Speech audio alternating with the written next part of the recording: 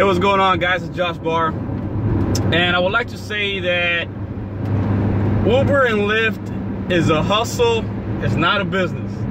It's a hustle. You can make money, but it's really not a business. So unless you own stock in the company, you know, Travis doesn't really care what you have to say. If he wants to lower the fares, he's gonna lower the fares, and there's really nothing you can do to stop it.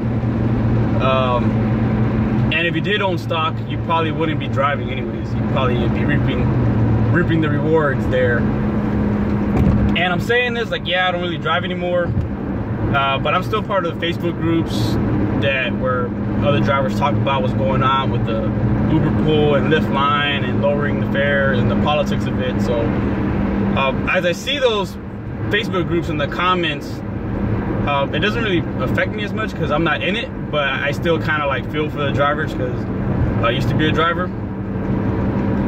But the thing is, man, like it's been a decline. Like as the time goes by, it gets worse for the drivers.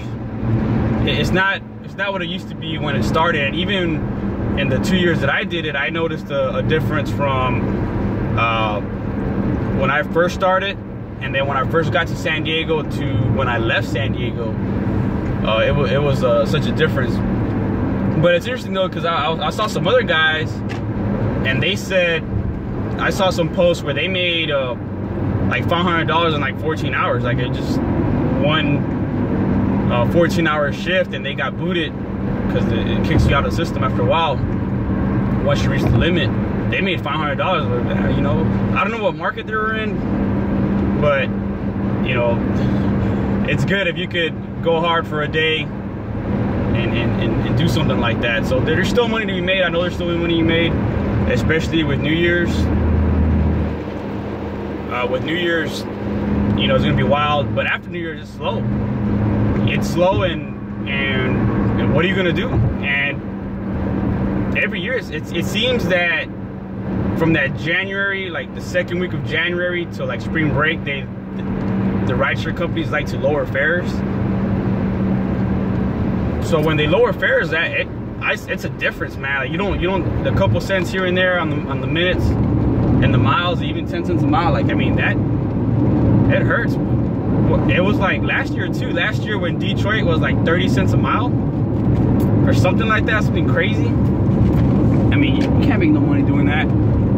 So, but when they lower their fares, and they probably will come January, what are you gonna do?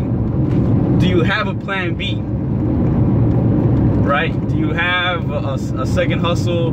Are you saving the money you get right now that you're making right now with Uber and Lyft to start some kind of business, to start some kind of side hustle? Because that's what I did. I mean, I made money, went out, whatever, but the money I got from Uber and Lyft, I was always consciously thinking, what's my exit strategy? And you know, it helped me open the store, pay the rent, buy some merchandise, and invest in the store. Because I was thinking, I mean, I knew I wasn't going to be a career driver. I wasn't going to retire from Uber and Lyft for 20 years. No, I mean, you could get, it doesn't take much to get fired, as some as you know.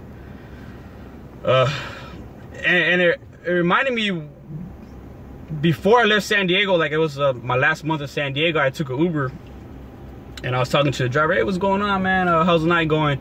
He's like, oh, you know, it's okay. I've been driving for like 8 hours or something like that. And I was talking to him, and he said that he was in San Diego like when Uber first started, like 3-4 years ago, something like that. And he said that he would drive, when Uber first started, he would drive 40 hours and make $3,000 a week. So every week he was making $3,000 on 40 hours. I'm like, damn. He's like, oh yeah, I was killing it, the good old days, right? And that he quit his job and he was out there just stroking it out. And it makes sense. I mean, you're making $3,000 a week, that's 12. I mean, that's over 100 grand. If you're making 12,000 a month, that's over 100. So I was like, damn, like, you know, so he was killing it. And obviously they lowered the fares, and in the competitive market, other drivers came out, blah, blah, blah. So fast forward to 2016, like, okay, so what's going on, man? He's like, yeah, now I have to drive 60 hours to make 1,500. So he has to drive 20 more hours to make half as much as he used to 3 years ago.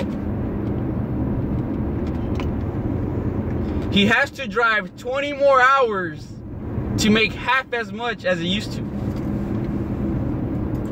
And yeah, I mean, you know, 1,500 and 60 hours is, you know, still good, like compared to some people that have a regular job, a minimum wage job, whatever. Well, you know, it's still good, but it's not what it used to be. You know, it's not the lucrative business. I mean, he quit his job for a reason back then. If it was the other way around, I think he'd quit his job now. But the point is, like, there was an S curve. Just like many things in life, like if you get in early, there's an S curve.